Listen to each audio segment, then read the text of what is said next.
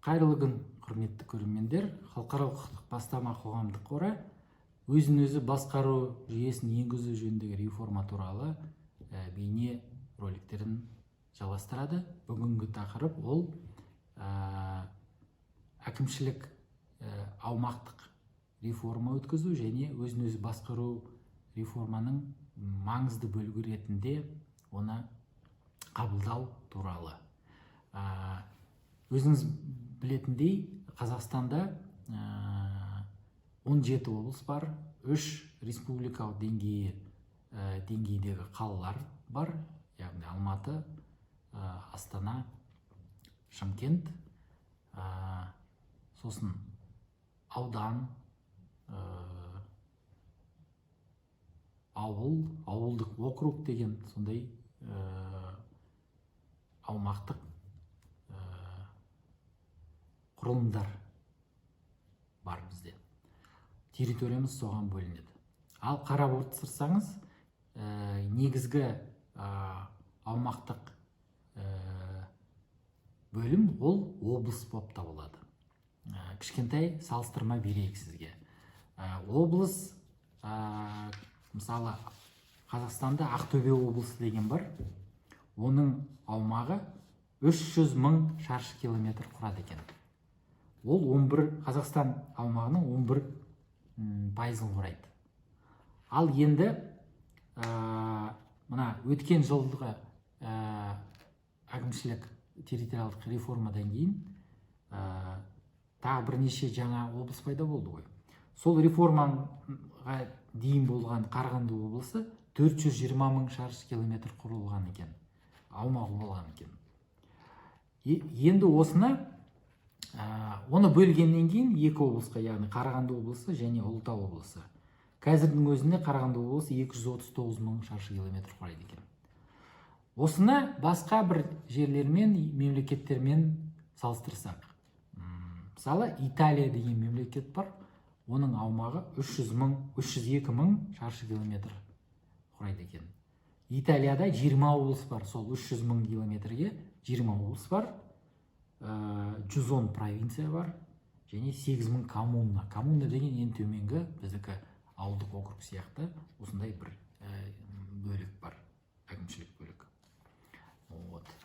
Немесе Польшамен салыстырайық. Польша дегеніміз, Польшада 312 мың шаршы километр. Оларда 16 облыс бар. Біздің облыс сияқты құрылымдар. 379 аудан және де 2,5 мың округтер бар.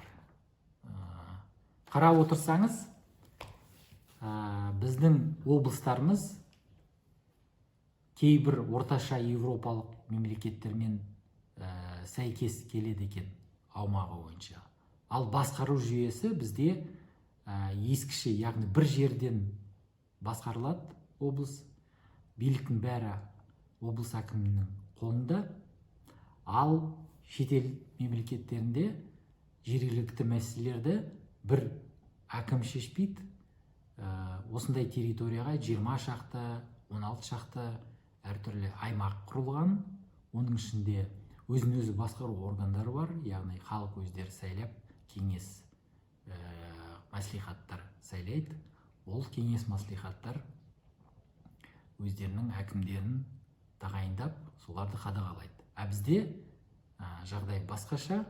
Бізде облыс әкімі бүкіл билігін қолына алып алған, бүкіл бюджет ресурстарын қолына алып алған, және де саяси жағынан бүкіл сайлауға, саяси компанияларға ықпал етеді.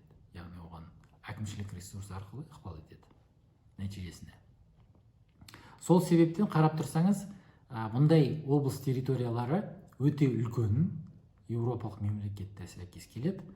Бұның бәрі нәтижесінде қарапайым азаматтарының көптеген мәселелері шешілмей, үлкен проблемалар туғызады.